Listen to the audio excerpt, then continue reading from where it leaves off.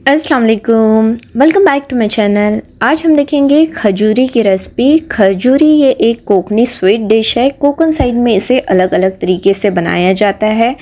अक्सर जब खजूरी को बनाते हैं तो काफ़ी लोगों को ये मसला होता है कि खजूरी को फ्राई करते वक्त ये टूटने लग जाती है। तेल में जब आप डालोगे तो ये टूटने लगती है। अगर आप मेरे बताए हुए तरीके से खजूरी बनाओगे तो ये बिल्कुल भी नहीं टूटेगी और एकदम क्रिस्पी बनकर तैयार होगी। तो चलिए देखते हैं इसे कैसे बनाते हैं। इसे बनाने के लिए सारी चीज़ें मैंने रेडी कर रखी है। सबसे पहले हम देखेंगे इसके इंग्रेडिएंट्स। 3 अंडे लिए हैं यहाँ मैंने। अगर बड़ी साइज़ के अंडे हो तो 2 ले सकते हैं। पाव किलो रवा लिया है, पाव किलो शक्कर, इसके अलावा हमने लिया है मैदा भी पाव किलो ही लिया है। घी 25 ग्राम है, आप 2 टेबलस्पून भरकर घी ले सकते हैं। इलायची पाउडर ली है, बेकिंग पाउडर और नमक लिया है। नमक टेस्ट के हिसाब से आपको डालना है। तो ये सारी चीज़ें हमने तैयार कर रखी है। तो चलिए इसे बनाना शुरू कर लेते हैं। सबसे पहले हम शक्कर को पीस लेंगे। मिक्सर के पॉट में शक्कर डालेंगे और इसका पाउडर बना लेना है। तो ये शक्कर जो है बारीक हो चुकी है। पीसी हुई शक्कर को एक तरफ रखेंगे। अब यहाँ हम घी को पिघला लेंगे। आपको घी को पिघला कर ठंडा कर लेना है। घी पिघल चुका है। यहाँ मैंने देसी घी का इस्तेमाल किया है, आप डालडा घी का इस्तेमाल कर सकते हैं। घी को पिघला कर आपको पूरी तरह से ठंडा होने के बाद इस्तेमाल कर लेना है। घी एक तरफ ठंडा हो रहा है, तब तक दूसरी तैयारी कर लेते हैं। आटा गूंदना शुरू करेंगे। तो यहाँ मैंने 3 अंडे लिए हैं। छोटी साइज़ के थे इसलिए 3 लिए हैं। अगर बड़ी साइज़ के हो तो आप 2 भी ले सकते हैं। अंडे में जो है हम शक्कर डालेंगे पीसी हुई। कुछ लोग जो है बिना पीस कर शक्कर इस्तेमाल करते हैं, फिर वो बाद में घुलने में ज़्यादा वक्त लगता है। तो आप ज़रूर जो है शक्कर को पीस कर ही डालें, तो ये झटपट से घुल जाती है। अंडे और शक्कर को अच्छी तरह से मिक्स कर लेंगे। शक्कर को मेल्ट कर लेना है पूरी तरह से। तो इसे मैंने मिक्स कर लिया बिल्कुल अच्छी तरह से। अब हम उसमें जो पिघला हुआ घी है, घी को ठंडा होने के बाद ही डालना है। आपको गरम गरम घी नहीं डालना है। तो घी मैंने 25 ग्राम लिया था, उसे पिघला कर ठंडा करके डाला है। इसके अलावा हम नमक डालेंगे। नमक आपको टेस्ट के हिसाब से डालना है। कुछ लोग नमक नहीं डालते, पर आप नमक ज़रूर शामिल करें। आधी टीस्पून इलायची पाउडर डाली है। आप चाहो तो थोड़ा सा जायफल पाउडर भी डाल सकते हो, जायफल को कीस कर भी डाल सकते हो। अब इन सारी चीज़ों को जो है मिक्स कर लेंगे। बिल्कुल अच्छी तरह से मिक्स कर लिया। अब एक एक करके बाकी इंग्रेडिएंट्स डालेंगे। रवा छान कर सारी चीज़ें मैंने इस्तेमाल की है। पाव किलो रवा, पाव किलो ही मैदा डाला है। इसके अलावा हमने डाली है बेकिंग पाउडर, आधी टीस्पून से भी कम। अगर स्ट्रॉन्ग हो ज़्यादा बेकिंग पाउडर तो आप पाव टीस्पून का इस्तेमाल करें। और अब इन सारी चीज़ों को हम जो है मिक्स कर लेंगे।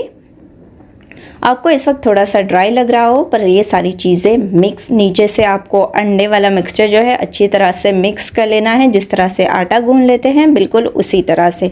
जैसे जैसे आप इसे मिक्स करना शुरू करोगे तो आपको ये मिक्सचर जो है वो थोड़ा सा पतला लगने लगेगा, पर आपको बिल्कुल भी नहीं घबराना है। जब आप इसे यकजान करके मिक्स करके रखोगे तो इसमें जो रवा होता है वो सारी चीज़ें अपने अंदर जज्ब कर लेता है। तो ये जो मिक्सचर है वो खुद ब खुद ड्राई हो जाता है। सारी चीज़ों को जो है हमने मिक्स कर लिया है। अब हमें इसे ढक कर रख देना है कम से कम 6 घंटे के लिए। अगर आपके पास ज़्यादा वक्त हो तो आप इसे 10 से 12 घंटे भी रख सकते हो, या तो फिर आप इसे रात में गूंद कर रखिए मिक्स करके और फिर सुबह भी बना सकते हो। तो ये सारा जो है आटा मैंने मिक्स करके इसे 6 घंटे के लिए फूलने के लिए रख दिया था। 6 घंटे के बाद अब चेक कर लेते हैं। अब देख सकते हो आटा देखिए कितना अच्छी तरह से ड्राई लग रहा है, सूखा सूखा हो गया है। पहले आपको गीला गीला लगेगा, पर जब आप इसे फूलने रखोगे तो ये खुद ब खुद ड्राई हो जाता है। अब हाथों पे थोड़ा सा तेल लगाएंगे और इसके हमें बॉल्स बना लेने हैं। आप चाहो तो इसे हल्का सा गूंद भी सकते हो। तो ये टोटल मिक्सचर के जो है मैंने 4 बॉल्स बना लिए थे, 4 पेड़े। आपको छोटे बड़े जैसे चाहिए उस हिसाब से आप पेड़े बना सकते हो। तो इसे मैंने 4 हिस्सों में डिवाइड कर लिया। अब मैं आज इसे जो है शेप वाली खजूरी बनाऊंगी। इस तरह से जो कुकी कटर होते हैं उससे हमने बनाए हैं, जो कि मार्केट में इजीली अवेलेबल है और ऑनलाइन भी इजीली अवेलेबल है। अब थोड़ा सा मैदा छिड़क देंगे और फिर एक पेड़ा रखेंगे, ऊपर भी थोड़ा सा मैदा छिड़केंगे और हल्के हाथों से आपको इसे बेल लेना है। जितना मोटा जितना पतला चाहिए उस हिसाब से आप इसे बेलिए। मैंने रोटी के साइज़ का थोड़ा सा मोटा बेला था। झटपट से बनकर ये तैयार हो जाती है और काफ़ी सिंपल रेसिपी है इसकी।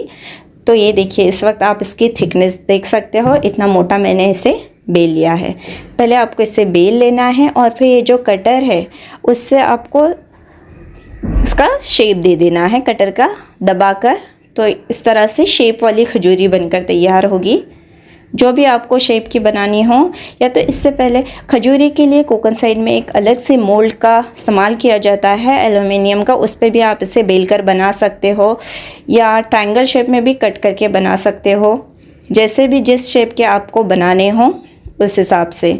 तो ये सारे शेप्स का इस्तेमाल करते हुए मैंने इसे बनाया। इस तरह से बहुत प्यारे लगते हैं और बच्चे भी इसे काफ़ी शौक़ से खाते हैं। तो इस कटर को आप प्रेस करके बस बना लीजिएगा। तो ये सारी खजूरी देखिए आप, इसे मैंने कटर से कट करके एक प्लेट में रख दिया है और कितनी प्यारी लग रही है। अब हम इसे फ्राई कर लेंगे। तो खजूरी का जो साइड वाला एजेस है उसके, इसको हमें वेस्ट नहीं करना है, बल्कि इसको भी हम उसी आटे में मिक्स करके इसे भी बेल कर खजूरी बना लेंगे। तो चलिए अब खजूरी को फ्राई कर लेते हैं। सारी खजूरी को आपको इसी तरह से बेल लेना है और कटर से कट कर देना है। अब तेल को गरम कर लिया, मीडियम फ्लेम पर ही मैंने गरम किया था, ज़्यादा गरम नहीं करना है। और आपको एक एक करके खजूरी डालनी है और फ्लेम को बिल्कुल लो रखना है। अगर आप तेल ज़्यादा गरम करोगे तो डालने के बाद ये जलने लग जाते हैं, ऊपर से कलर पूरा लाल हो जाता है और खजूरी अंदर से कच्ची रहती है।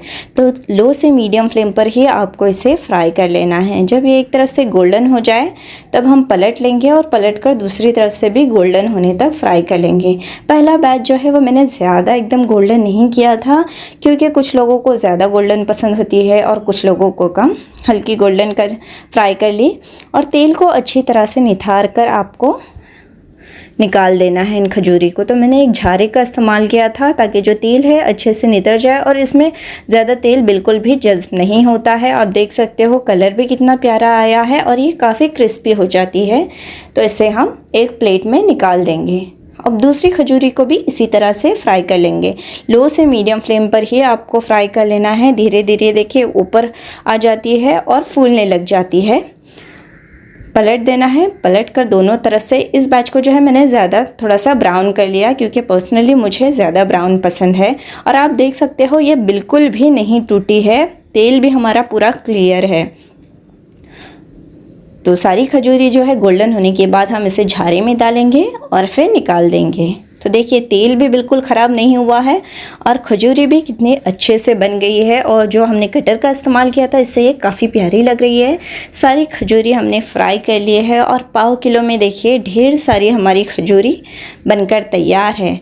इसे पूरी तरह से ठंडा होने देना है और फिर आपको इसे एक एयरटाइट कंटेनर में स्टोर करके रखना है। कम से कम 2 से 3 हफ्ता ये बिल्कुल भी ख़राब नहीं होती और काफ़ी क्रिस्पी बनती है और काफ़ी हल्की फुल्की बनकर तैयार होती है। बच्चे बड़े सभी इसे शौक़ से खाना पसंद करते हैं। आप देख सकते हो कितनी परफेक्ट बनी है और अंदर से भी ये पूरी तरह से सिक गई थी। तो आप लो से मीडियम फ्लेम पर ही फ्राई करें, वरना हाई फ्लेम पर करोगे तो ऊपर से गोल्डन हो जाती है और अंदर से कच्ची रह जाती है। ठंडी होने के बाद हमने इसे एयर टाइट कंटेनर में स्टोर करके रख दिया है। कम से कम 2 से 3 हफ्ता बिल्कुल भी ख़राब नहीं होती है। रेसिपी पसंद आए तो ज़रूर ट्राई करना और हमारे चैनल को सब्सक्राइब करना ना भूलें। टेक केयर, अल्लाह हाफिज़।